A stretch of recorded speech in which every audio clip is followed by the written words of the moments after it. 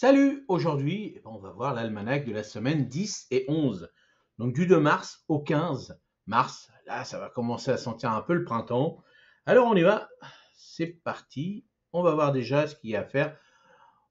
Donc région par région. Donc déjà on va commencer par le potager au nord. Donc on continue les récoltes de ce qui nous reste. Moi il me reste plus grand chose maintenant, mais j'ai planté pas mal de petites choses. J'ai commencé à récolter des petits radis.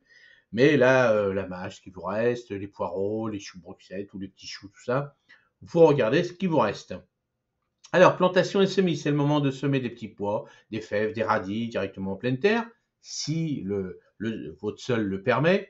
Si les conditions sont favorables, commencez les semis de légumes de printemps comme les carottes et les laitues sous tunnel ou serre. Moi, c'est ce que j'ai fait. Je commence parce qu'en ce moment, c'est pas terrible dans mon sol à l'extérieur, c'est pas terrible. Alors, entretien, protéger les semis précoces en plaçant des voiles d'hivernage, c'est ce que je fais.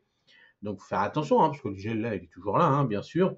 Enrichir le sol des planches libres, bon, là, on continue, et puis on désherbe toutes les petites parcelles. Moi, j'ai un petit coin où j'ai mes petits framboisiers, là, je vais m'en occuper, mais comme il pleut énormément, bon, bah, j'attends un peu que ça se calme, et puis je vais nettoyer tout ça. J'ai encore des petits trucs à faire à gauche et à droite. Bon, au sud, donc, on récolte tout ce qui est encore à récolter, les salades, les épinards, les petites aromatiques, tout ça. Les plantations de semis, on continue, ce qu'on n'a pas fait, les pois, les fèves, les radis directement en pleine terre. On continue les oignons, l'ail, l'échalote, tout ça, bien sûr. Ça en fonction de la région où vous êtes. Si vous êtes en montagne dans le sud, là c'est pas facile. Protéger les zones semis avec des paillages et veiller à une gestion adéquate de l'humidité pour éviter les dessèchements. On enrichit le sol, on désherbe, on paille les parcelles vides. Évidemment, vous dans le sud, c'est beaucoup plus facile. Attention si vous avez des sols un petit peu argileux, attention au paillage, faire attention quand même. Dans l'est, donc on récolte ce qui reste encore chez vous, donc c'est un petit peu plus délicat parce que vous, il gèle encore plus que nous dans le nord. Après les plantations, s'il gèle pas, vous semez les radis, les carottes, oignons directement en pleine terre ou sous tunnel, comme moi j'ai fait. Si le sol est encore trop froid, attendre que les températures se stabilisent pour les semis. Ben oui, s'il gèle, pour l'instant, vous attendez. Mais bon, d'ici le 15 mars, ça va commencer à sentir bon quand même. L'entretien, donc on paille les semis sous abri. Si vous avez encore des petites choses, si vous sentez que le gel est encore là, parce que vous avez encore à avoir des grosses périodes de gelée, n'hésitez pas, s'il vous reste encore, vous savez, quand on retire de fur et à mesure les poireaux, puis qu'il reste un tout petit peu de poireaux, bon, là, des fois, c'est plus sensible. Donc, hop, mettez du paillage, des choses comme ça, ou un voile d'hivernage pour faciliter la récolte derrière. Donc, on continue à enrichir les sols, les planches libres, et puis on désherbe, on nettoie, on finit ce qu'on n'a pas fait, bien sûr. On étale tout ça, parce que le désherbage, c'est pas marrant. Donc, on fait ça tranquille, tranquille. Récolte, donc, à l'ouest. Donc, on récolte ce qui reste dans vos jardins, poireaux, choux, légumes racines. Et puis, on fait attention à l'humidité, bien sûr. Vous, là, comme nous, chez nous, avec l'humidité qu'on a dans l'ouest, il pleut énormément, donc c'est pas facile. Donc, plantation des semis, donc ce qu'on peut planter à l'extérieur si le sol le permet, ou sinon sous tunnel comme moi, on anticipe, plante les oignons et l'ail en pleine terre. Bon, moi, ce que j'ai fait, vous avez vu, je les ai mis en petit godet en attendant, parce que vu la flotte qu'il y a, je me dis que ça va encore durer pas mal. Ils annoncent encore pas mal de. Alors, un coup, il devait faire chaud, puis en fin de compte, il pleut. Donc, bon, moi, j'ai préféré les mettre en petit godet. Vous pouvez voir cette vidéo, je vous l'ai faite rien que pour vous. Elle est parfaite et comme ça vous donne un petit coup de main. Puis après, les petits godets, on les plante, comme c'est qu'on plantait les bulbes à la bonne saison. C'est-à-dire, moi, je pense d'ici dans 15 jours à peu près. Donc, on sera après le 15 mars. Alors, à l'ouest, on continue de protéger les jeunes semis du froid, toutes celles que vous venez de faire. Vous, comme moi je fais sur mes tables, tout ça, je protège avec des voiles d'hivernage toutes les petites semis que j'ai anticipées.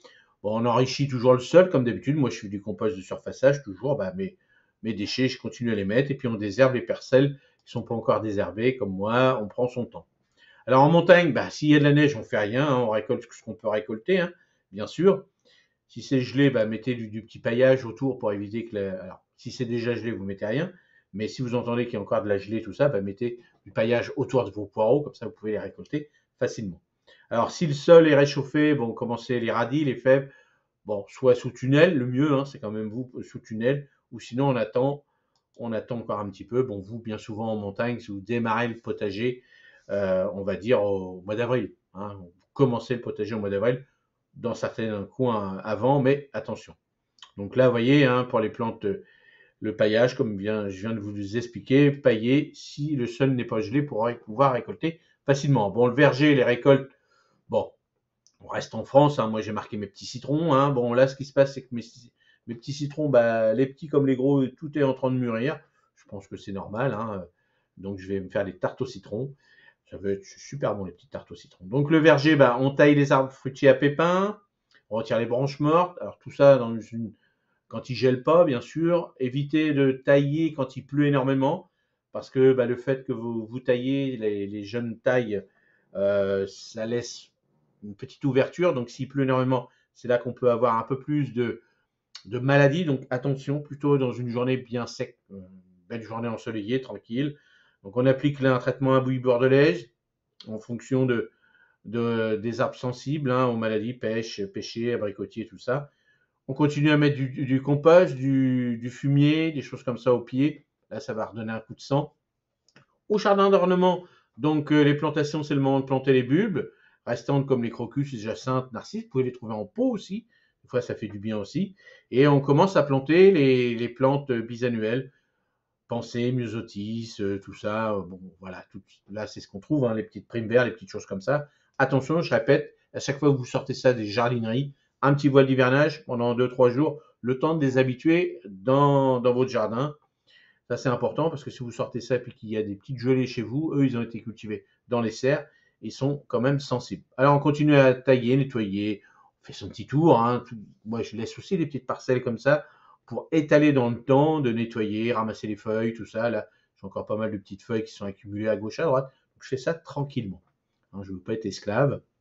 Et puis, on continue. Hein. Si, avec le vent qu'on a, ben, on continue à bien vérifier dans les parties où vous êtes, dans les régions, des fois avec le vent, bah, hop, les protections s'envolent. Donc hop, on remet bien tout ça, on fait attention, on vérifie bien. Surtout, on vérifie bien aussi si vous avez mis de la paille ou des choses comme ça, ou des feuilles au milieu de tout ça, si c'est pas en train de faire pourrir les branches. Attention, surveillez au moins une fois toutes les semaines, voire tous les 10 jours. Bon, les plantes d'intérieur, pour l'instant, c'est toujours la même chose. Hein. Là, pour l'instant, on attend de faire le rempotage, tout ça, les divisions, tout ça. Donc, on réduit toujours, on fait attention sous nos. Si tout est bien mis à la lumière, si les feuilles sont pas remplies de poussière, et puis on fait attention à l'arrosage, on limite énormément. Balcon et terrasses, donc on commence à préparer les jardinières, les pots pour les plantations printanières. On nettoie, on vérifie, donc ça on l'a fait un petit peu, mais bien sûr on le fait de temps en temps de plus en plus. Tranquille, on étale tout ça aussi, c'est pas la peine de tout faire d'un seul coup, après on est fatigué. Donc planter des bisannuelles, la même chose que je vous ai dit tout à l'heure. Attention à celles qui sortent de serre. Et bon, bah, pareil, hein, toutes celles qui sont regroupées, tout ça, protégées, tout ça, on vérifie. Surtout sur les balcons, les terrasses, le vent souffle beaucoup plus. On revoit un petit peu tout ça. Parce que des fois, après une période de vent, bah, des fois, il y a un coup de gelée qui arrive derrière. Et puis, les protections sont parties. Puis hop, on fait pas gaffe. Donc, on continue, on arrange hein, là, les branches de sol, de houx, fleurs de saison. On cueille tout ça. Les petites branches de sol, c'est très, très, très joli. On continue à agrémenter tout ça avec les petites bilies annuelles, les petites primes vertes, petites pensées qu'on a achetées. Compost, on continue hein, à faire son compost, ça c'est important. Donc moi je fais du compost de surfaçage, mais j'ai toujours aussi là, par exemple, je désherbe énormément. Je mets pas ça à la déchetterie, je mets ça sur un grand tas parce qu'il y a de la terre, tout ça. Tout ça, ça pourrit ensemble. Ça va me redonner de la bonne terre, hein, mélangée avec des déchets. Et puis s'il y a des orties ou des choses comme ça qui a plus dedans, ben, je les enlèverai au moment où j'en ai besoin pour combler un pot, une jardinière, ou remettre dans le terrain, hein, par exemple aussi. Alors, observation, donc on continue, hein, on observe, on regarde. Ça, c'est primordial pour le jardin. On regarde, on se dit, tiens, on va refaire ci, on va refaire ça. On va voir les catalogues de promotion. On se dit, tiens, j'achèterai ci, je vais faire ça, peut-être changer ci. Donc ça, c'est important de prendre son temps et de bien réfléchir. Alors, la petite chronique sur les semis sous tunnel chaud et serres chauffés en hiver. Donc, c'est ce qu'on fait. Donc, si vous n'êtes pas équipé, bon, bien sûr, faites attention. Il faut mieux les acheter directement en plan déjà tout fait. Donc, légumes précoces, semis de légumes tels que les tomates, poivrons, aubergines. Les courgettes, on peut commencer, attention, dans certaines régions, il faut mieux éviter, mais les courgettes, on peut commencer, si vous avez des tunnels, tout ça, avec un voile d'hivernage. Si les températures descendent pas trop longtemps en dessous de zéro, la courgette, elle peut survivre sous un un petit voile d'hivernage, mais pas tout le temps, attention, hein. Faut pas que ce soit constamment. Et ce qui va se passer à cette époque-là d'année, c'est surtout l'humidité. Donc attention à l'humidité et à la chaleur. Alors les salades, tout ça, bon là, sous tunnel nantais, sous les petits châssis, tout ça, là on y va, hein, salade, épinards, roquettes, tout ce qui est légumes feuilles, on peut y aller, là ça commence, et on peut même les planter aussi directement en micromotte. Les herbes comme le basilic, attention le basilic c'est un peu compliqué, donc moi par exemple mon basilic, moi je le fais plutôt fin mars, début avril, parce que c'est difficile, mais dans certaines régions, par exemple dans le sud, ils peuvent le faire avant. Attention, bien sûr, protégé, hein, tout ça sera protégé. Le persil, lui, vous pouvez le faire protéger. Une fois qu'il commence à avoir ses premières feuilles, là, vous pouvez le mettre à l'extérieur. Il craint pas le froid, bon, évidemment, hein, pas à moins 15, mais s'il y a un petit coup de gelée, c'est pas très grave, avec un petit voile d'hivernage, il peut aller dehors sans problème. Mais il faut qu'il soit déjà bien costaud quand même, hein. Fèves et petits pois, donc ça soit à l'intérieur, soit comme moi en micromotte. On les fait en micromotte et puis on attend qu'ils soient bien pour pouvoir les planter à l'extérieur directement. Donc c'est quand même la meilleure solution quand on est dans le nord comme moi où le sol en ce moment est détrempé, c'est à tremper, c'est c'est des rivières complètement, donc il faut faire attention. Donc le fait de faire en micromotte, hein, vous pouvez aller voir la vidéo que j'ai faite sur les petits pois, comment réaliser vos petits pois en micromotte. Là, ça vous donne une petite astuce d'avancer un petit peu et puis surtout pas de retrouver votre graine de petits pois en train de pourrir dans la flotte, quoi. Donc là, dès lors qu'ils vont être développés, après vous pouvez les mettre à l'extérieur. Si vraiment c'est gorgé d'eau, vous attendez encore. Si vraiment vous ne pouvez pas faire autrement de les remettre à l'extérieur, sur une petite butte par exemple, un petit talus, une petite chose comme ça, vous remontez ça. Ou par exemple comme moi, j'ai un potager qui descend, hein, c'est une légère pente, et ben peut-être le faire plus en hauteur que tout en bas.